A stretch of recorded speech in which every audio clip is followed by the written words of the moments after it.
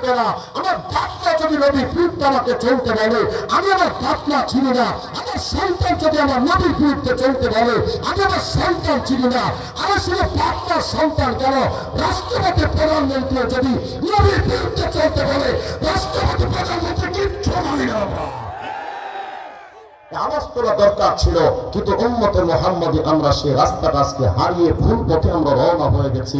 আমরা এখন নবীজির পথে না শুনে আমরা ইউটার্ন নিয়ে এখন বেঈমানদের পথে চলতেছি।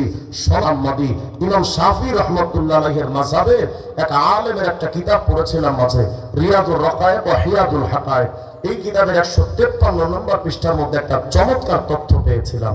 আমাদের নবীর নাম মুহাম্মদ না? কত হয়? মুহাম্মদ শব্দ লিখতে কয়টা অক্ষর লাগে বলেন তো? অনেকে জানেন। আমি যদি জিজ্ঞাসা আকিস বিড়ির প্যাকেটে বিড়ি কয়টা থাকে, মাঝে এক জায়গায় জিজ্ঞেস করছি এক চাচাকে, হুজুর 25টা থাকে। এটা আমরা জানি, কিন্তু নবী মুহাম্মদ শব্দ লিখতে কয়টা অক্ষর লাগে উম্মতে মুহাম্মাদি জানে না। আফসোস দর আফসোস, মুহাম্মদ শব্দ লিখতে 4টা অক্ষর লাগে। বলেন কয়টা? 4টা। মিম, হা, মিম, দাল, 4টা। তো শামসুদ্দিন রাহিমাহুল্লাহ আশ-শাফি তিনি লিখতেছেন, মিয়া মুহাম্মদুর রাসূলুল্লাহর এই মুহাম্মদ শব্দের 4টা অক্ষরের সমষ্টি তো মুহাম্মদ।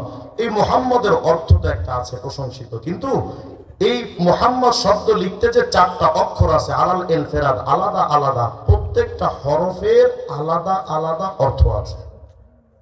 সুবহানাল্লাহ সুবহানাল্লাহ। লিখতেছেন, মিয়া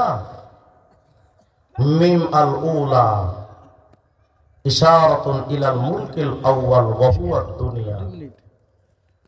হযরত শামসুদ্দিন রাহিমাহুল্লাহ বলেন, মুহাম্মাদের প্রথম মিম মানে মুলকে আউয়াল, অর্থ হলো দুনিয়া। মিম আস-সানিয়া ইশারাতুন ইলাল মুলকি সানি ওয়া হুয়াল আখিরা।